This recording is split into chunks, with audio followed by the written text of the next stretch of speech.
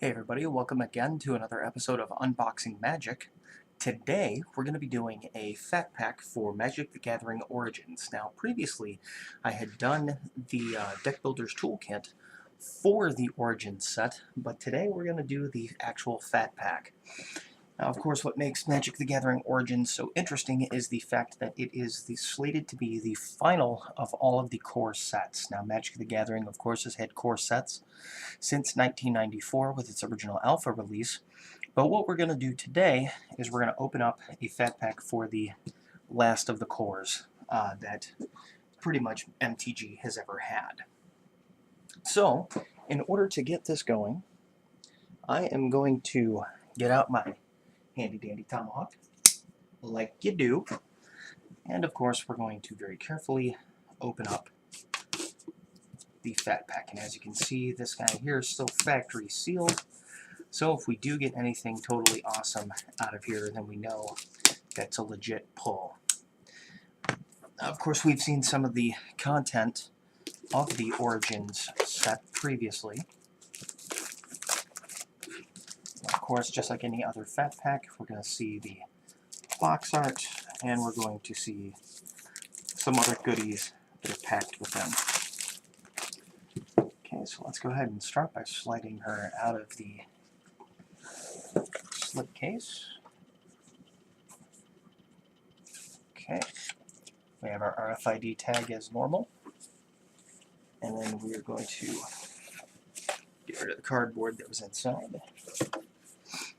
Here we have our Magic Origins, of course, Player's Guide, which is going to have a background on some of the various characters in this set, some of the Planeswalkers, and of course, your glossary of cards. Okay, we'll just set that aside. Now, of course, just like with every fat pack, this has got some interior box art.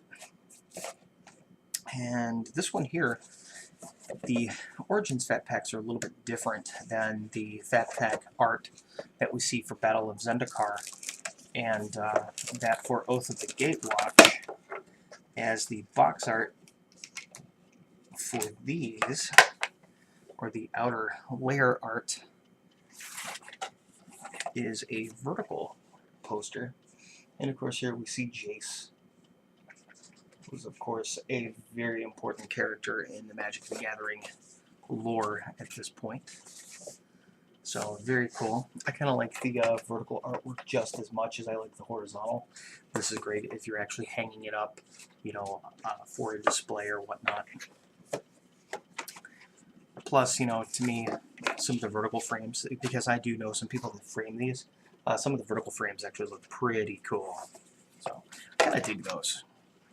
Alright, so now we're going to actually get to the fat pack itself. Of course, we have our Magic the Gathering logo right here at the top. We have our Origins logo on the end, and that's on each end. Big Planeswalker symbol, and like I said before, on the Deck Builder's Toolkit, this kind of looks like the Eye of Sauron when you... Well, not so much the eye, but it looks more like the Tower of Sauron. Let's go ahead and remove our cardboard standees. Here we have our two deck boxes. Origins logos on both sides. Get those in frame here. And of course here we have our packs with the spin down counter. The spin down counter on this one is more like a black kind of slate gray with white numbering on it. And this of course is our 4 packs here with the big pack of land. Now, unlike the Zendikar fat pack, as you can see, the land for this is more of the traditional, or well, current traditional style. Very similar to the Portal lands, as I discussed in a previous video. Alright, so I'm going to go ahead and open up first the spin down counter. And as you can see, we have the Origins logo on here. Let's see if I can actually zoom in a little bit for you.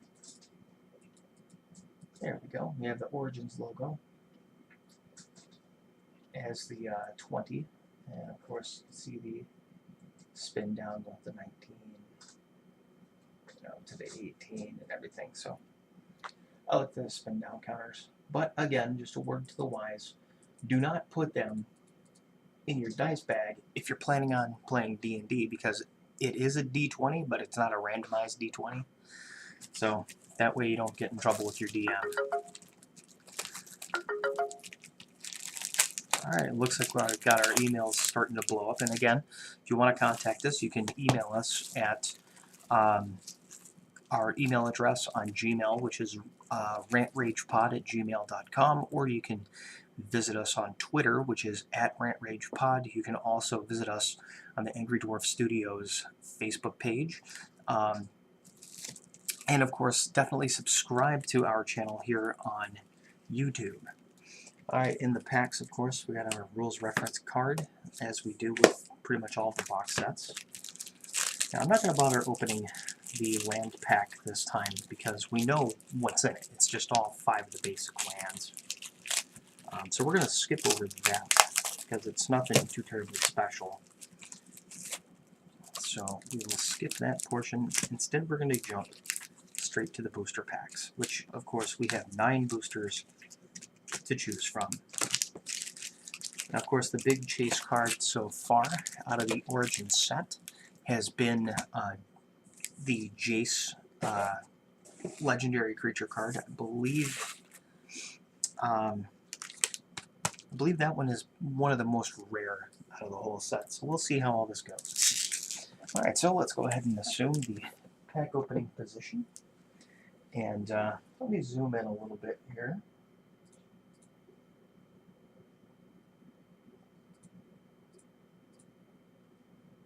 There we go. All right, so let's go ahead and open these up and see what we got. Okay, let's see here. All right, we have a Fetid Imp,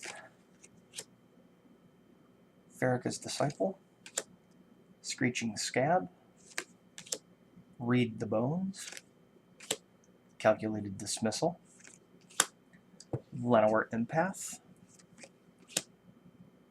Enlightened Ascetic, Firefiend Elemental, Rabid Bloodsucker. First uncommon, Ravaging Blaze. Ravaging Blaze deals X damage to target creature. Also has the Spell Mastery mechanic. If there are 2 or more instant and or sorcery cards in your graveyard, Ravaging Blaze also deals X damage to that creature's controller. Throwing Knife. Equipped creature gets +2/+0. Whenever equipped creature attacks, you may sacrifice Throwing Knife. If you do, Throwing Knife deals 2 damage to target creature or player. And with an equip cost of 2. Not bad. Thessian Thief. This card has Prowess, which is whenever you cast a non-creature spell, this creature gets a +1/+1 until end of turn. Whenever Thessian Thief deals combat damage to a player, draw a card. And our rare out of this pack, Goblin Piledriver. It's protection from blue, meaning that it cannot be blocked, targeted, dealt damage, or enchanted by anything blue. Whenever Goblin Piledriver attacks, it gets +2/+0 until end of turn for each other attacking goblin. So if you're building a goblin deck, this is a cool card to have. And we got ourselves a foil. We have Volcanic Rambler. And of course, we have our advertisement card and a basic island. So not a bad opening pack. Not a bad start. Got a foil off the start and actually got a pretty decent rare. Goblin Piledrivers are excellent if you are building a goblin deck. Kind of brings back the whole idea of doing civilization decks like I had explained in a previous video. Civilization decks, of course, are pretty much a focus around one creature type. Zombies, goblins, those have both been pretty popular. Angels, vampires, stuff like that. Eldrazi are technically a civilization, well, not even technically, they are a civilization deck type. Slivers, if you have played with those before. So they do have varying power levels. Merfolk, as an example. Alright, so let's see what we have in this pack.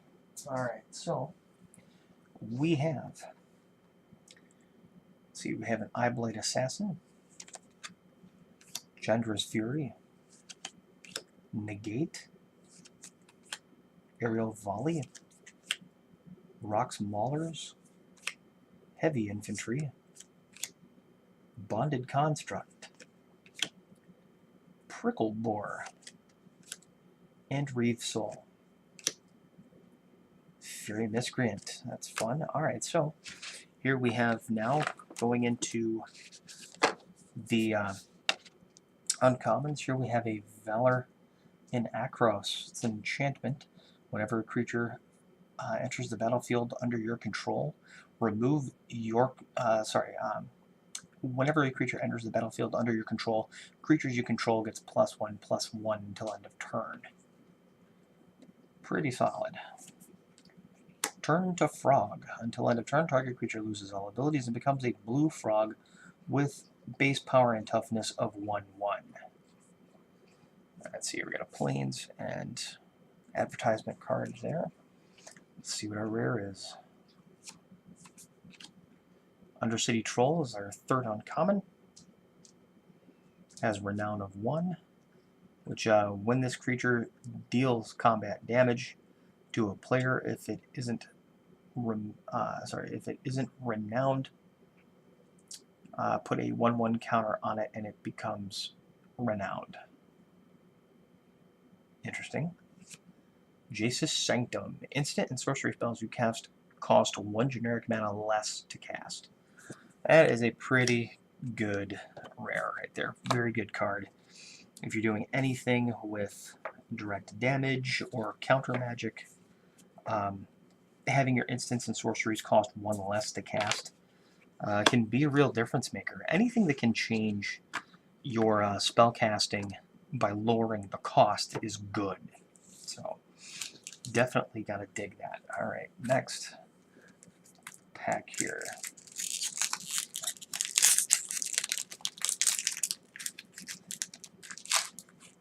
Okay, this is pack number 3. We have 6 more to go after this. Alright, so let's go ahead and get this card out of the way. It's just an advertisement. See what our basic land is. It's going to be a forest this time. Alright, so let's see what we have. Thornbow Archer, Volcanic Rambler, which we got a foil one of those earlier. Hitchclaw Recluse, spiders are always cool. Nivix Barrier, Rock's Maulers, Kithian's Tactics, Evolving Wilds, handy. Titan's Strength, Read the Bones. Hey, look, another Fury Miscreant. Alright, and here we have our first uncommon of the pack, Tormented Thoughts. As an additional cost to cast Tormented Thoughts, sacrifice a creature. Target player discards a number of cards equal to the sacrificed creature's power. Skyraker Giant. Has reach, meaning it can block as if it had flying. Sigiled Starfish. These guys are cool. Tap, scry 1. And our rare, Sword of the Animist. Equipped creature gets +1/+1. Whenever equipped creature attacks, you may search your library for a basic land card and put it onto the battlefield tapped, and then shuffle your library. It has an equipped cost of 2 and a casting cost of 2. Very awesome card. Very handy. Allows you to get a land advantage very quickly, as long as you can land and attack. So, very cool. And the crazy thing is, too, is that you don't actually have to deal damage. It's just whenever it attacks. So, damage does not have to resolve with this card, so the wording on it makes it a little bit more powerful than it would initially sound. Very cool mechanic, very easy to work around as well if you have damage prevention that you're running up against or whatnot, because, again, according to the card, damage does not have to resolve in order to trigger its ability of allowing you to pull and drop another land. So, very cool stuff. Alright, here we go. Pack number 4. Alright, so let's go ahead and see. Advertising card, of course. basic land, this time of plains. Okay, hope you guys can see this okay. I'll zoom out just a little bit, that way any movements I make won't take you totally out of the frame. Here we have Active Treason, Mighty Leap, Macabre Waltz. Interesting card. Hey, look, another Volcanic Rambler. That's 3 we've pulled so far. Orchard Spirit. Can't be blocked except by creatures with flying or reach. But it's not a flyer. Interesting. Okay, Aspiring Aeronaut.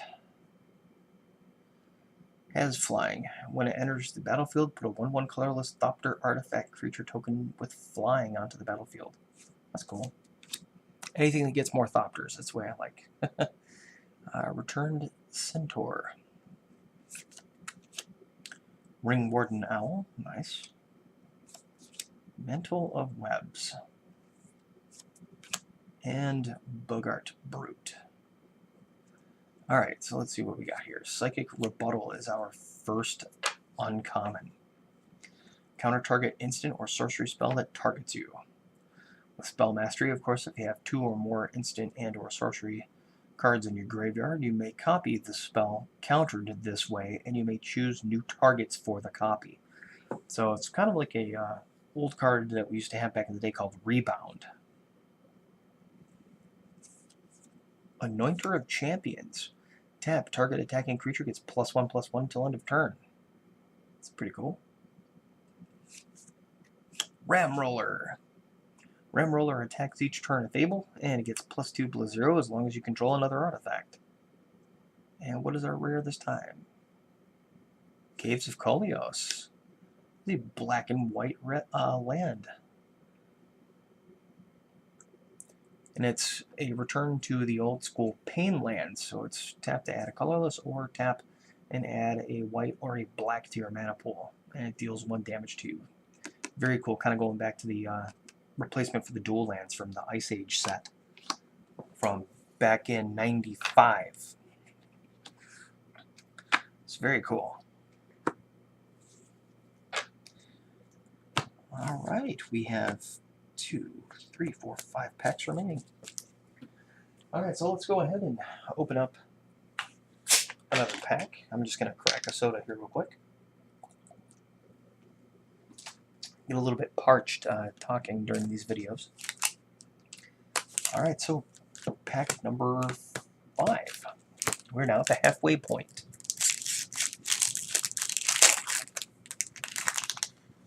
Open it up. What do we got here?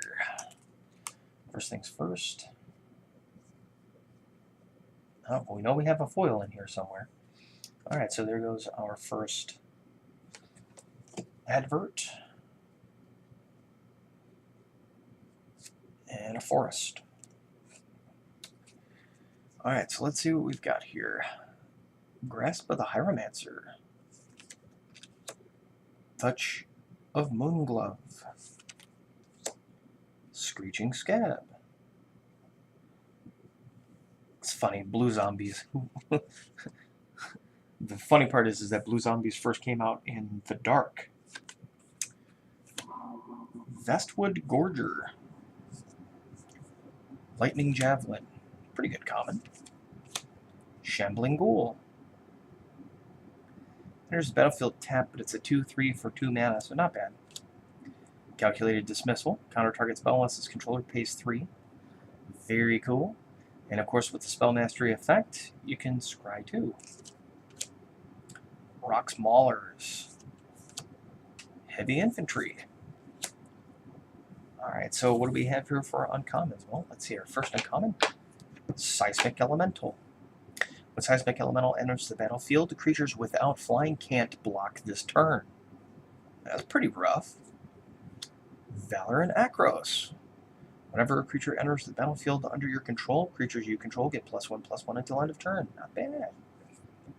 Zendikar's Royal. Whenever a land enters the battlefield under your control, put a 2/2 green elemental creature token onto the battlefield. That's a pretty strong play there. What do we got here?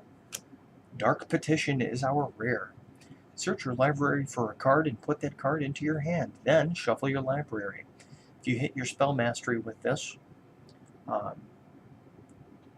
you add three black mana to your mana pool. So to a point, it allows you to both tutor and Dark Ritual at the same time.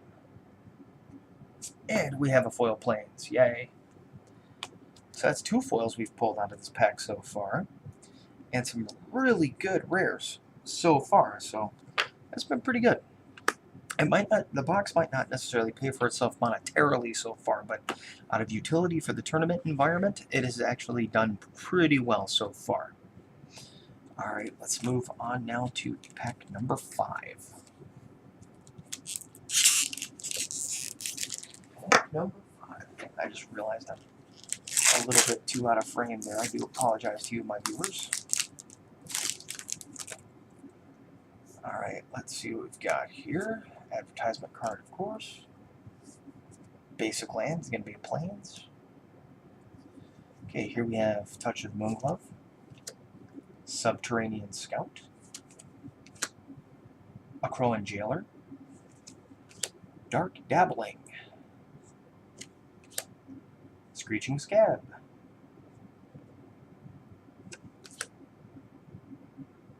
Vestwood Gorger.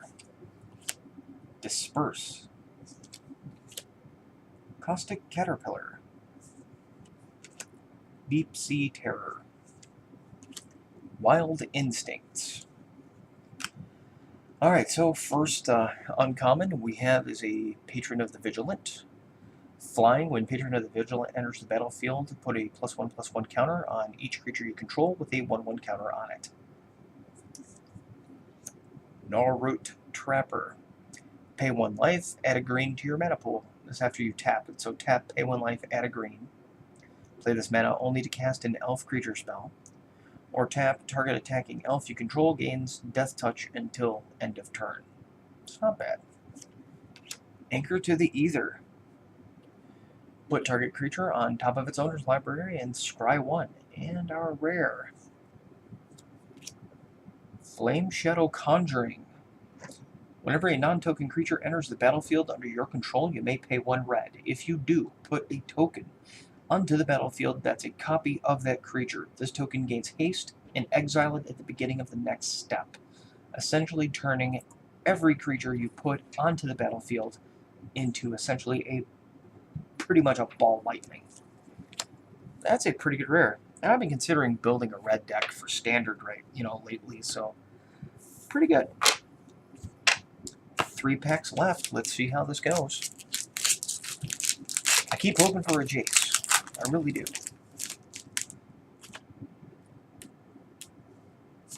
Advertisement. Forest is our basic land. Okay. We have a Cobble Brute. Even Battle Priest. Night Snare. Demolish. Negate. Vestwood Gorger. Artificer's Epiphany.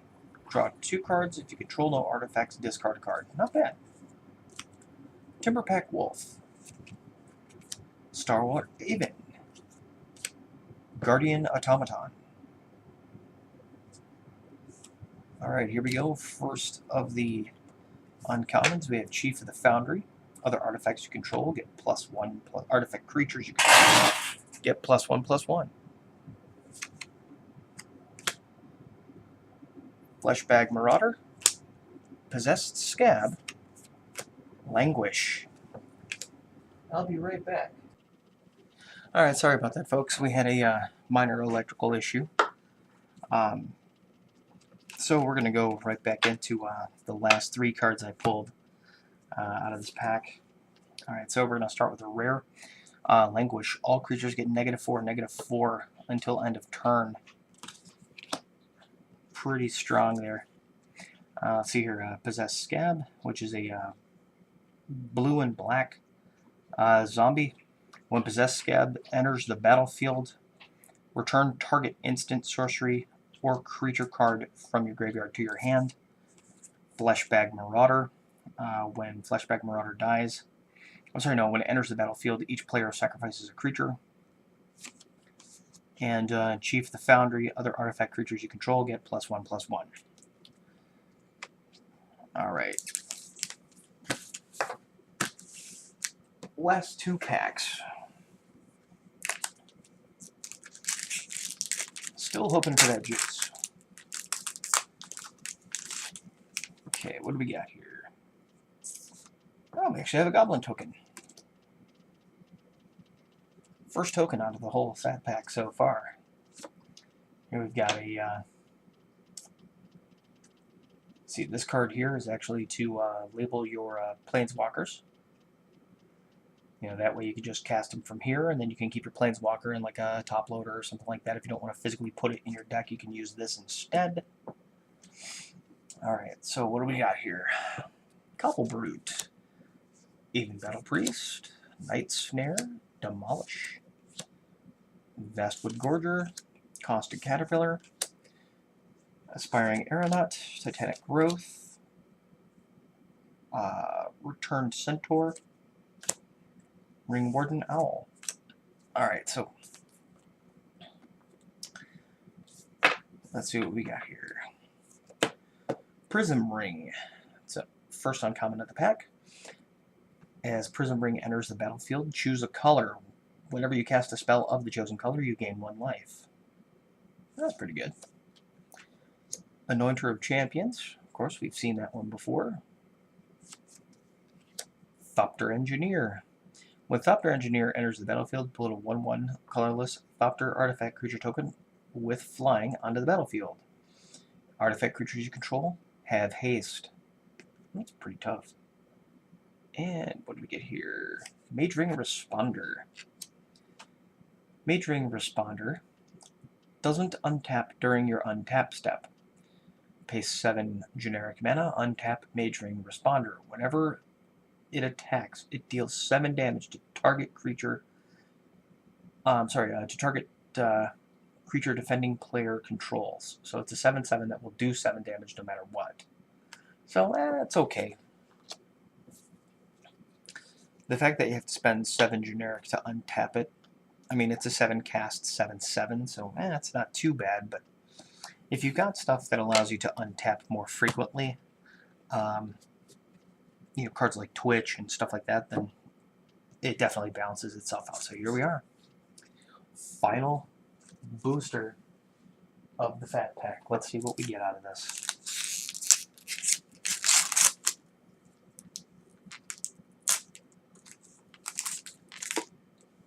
Okay, we have a Thopter token. Yay. We have a mountain. We know our rare is going to be blue.